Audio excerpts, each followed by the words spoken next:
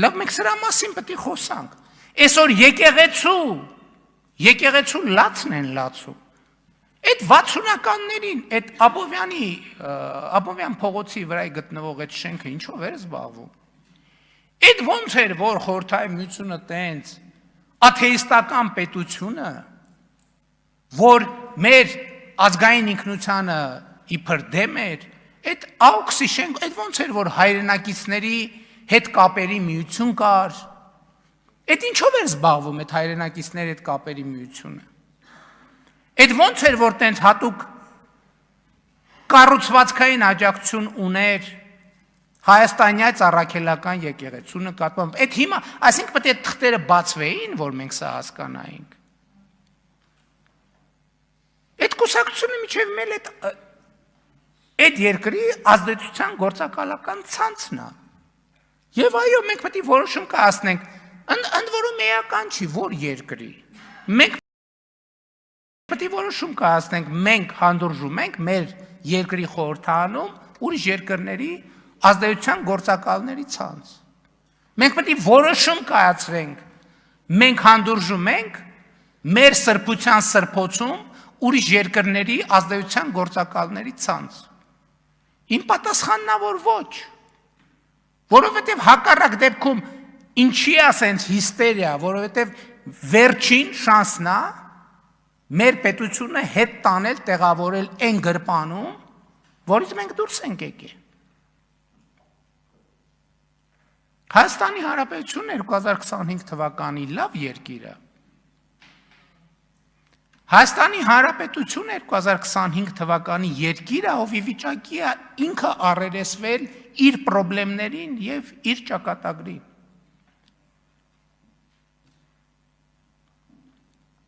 Հիմա էլի անընդհատ քննարկվում է ծրագիրը, ինչը ավելի հասկանալի թեմա է։ Ես ձեզ մի բան ասեմ, անընդհատ խոսում է կառավարությունը ծրագրի այս կետը, այն կետը, ես ասել եմ, բայց էլի ուզում եմ ընդգծեմ, աշխարհում ուրեմն չի եղել, չկա եւ չի լինելու որևէ կառավարություն, ընդհանրապես բնության մեջ, որ իր ծրագրի 100%-ը իրականացրած լինի, տենց բան պարզապես գոյություն չունի։ Դա նոնսենս է։ Հետևաբար հարց է, բայց ծրագիրը ինչի է կազմում։ Ծրագրում արձանագրվում է այն խնդիրները, խնդիրների այն շրջանակը, որը պետք է կառավարությունը լուծի։ Հիմա մենք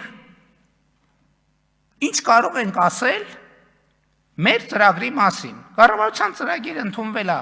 2021 թվականի օգոստոսի 26-ին ազգային ժողովում 70 կողմ ձայնով։ Եվ կառավարության ծրագրի այդ ընդունված 5-րդ կետում գրած է. Հայաստանի եւ տարածաշրջանի համար խաղաղ զարգացման դարաշրջան բացելը, այնուամենայնիվ, արտահերթ ընտրությունների արդյունքներով ժողովրդի առաջ կառավարության ստանձնած մեծագույն առաքելությունն է։ Այս խորհրդանում ընդունված ծրագիրն է։ Ես այսօր բացեցի նայեմ, մեծագույն ինչ է նշանակում։ Մեծագույն։ Հա, բառարանով նայեմ, էլի, որ չստացվի, որ մեծի գերադրական աստիճան, այսինքն ամենամեծը, ուրիշ բացատրություններ էլ կան, բարձրագույն, գերագույն, վեհագույն, վսեմագույն։ Այսինքն կառավարության ծրագրում կա մի բարձրագույն, վսեմագույն առաքելություն, եւ դա խաղաղ զարգացման դարաշրջան բացելն է տարածաշրջանի եւ Հայաստանի Հանրապետության համար։ Այսինքն մենք մեր մեծագույն առաքելություն իրականացրել ենք։ Այս մարդիկ ասում են, չէ, դա խաղաղությունը չի։ Բա ո՞րն է խաղաղությունը։ Ո՞րն է խաղաղությունը։ Ընդհանրապես այս հարցը շատ հետաքրքիր է։ Էդ էլ եկեք արձանագրենք, այդ բանավեճը նորմալ է, ո՞րն է խաղաղությունը, որովհետև մենք չգիտենք ո՞րն է խաղաղությունը։ Հայաստանի Հանրապետությունը չունի այդպիսի գիտելիք, չունի այդպիսի փորձ,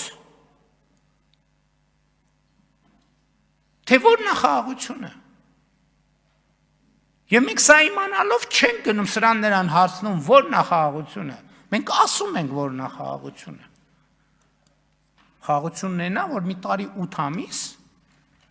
Հայաստանի սահմաններում փոխհրաձգությունից զինվոր չի զոհվում։ Մեկ այս ամբողջնա խաղաղության ոչ։ Խաղաղությունն է, որ սահմանամերձ բնակավայրերում արդեն 3 ամիս կրակոցների ձայն մարդիկ չեն լսում։ Խաղաղությունն է, որ Հայաստանը ապաշրջափակ գնաց կամտել Հայաստան Ադրբեջանի տարածքով վերջին 30 քանի տարում։ Այսինքն ենթադրաբար 91 թվից այս կողմ գնաց չի մտել։ Գնաց կամտել, որը բերել է ցորեն։ Այդ ցորենի մի մասը կարա հացի մեջ օգտագործվի։ Լսեք, այդ ցորենի մի մասը ես չգիտեմ, ինձ դա չի հետաքրքրում, ես անկեղծ չեմ էլ հետաքրքրվել, բայց կարան մի րոպե այդ ցորենի մի մասը, չէ, մի րոպե, էլի կարան ցորենի մի մասը տան հավերին։ Այդ հավի ածած ձուն մեր երեխեքը չեն ուտելու։ Այդ հավի միսը մեր երեխեքը չեն ուտելու։ Այդ ցորեն մի թեփը դրա կարան տան խոզերին։ Այդ խոզի միսը ձեր առաջնորդը չի ուտելու, թե ինքը խոզի միս չի ուտում։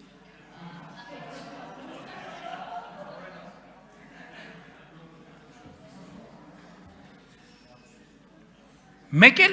ո՞րն է խաղաղությունը։ Խաղաղությունն է, որ ասում են խաղաղությունը մեր ժամանակ էր, բայց այդ ժամանակ էր, օրինակ գիրանցի բանն էիք, սուքն էիք գլացում, սուքը, գիրանցը արդեն թաղում էիք անում, մի հատ է սրբազանը հակել էր են բանի շորերը, են թաղման շորերը հակել էր, բանը գիրանցի թաղումն էր անում, խնկարկում էր գիրանցը։ Գիրանցում եղել է 102 տուն, հիմա կառուցվում է 55 տուն։ Գիրանցը այսօր խորհրդային միության ժամանակ կար, ասում են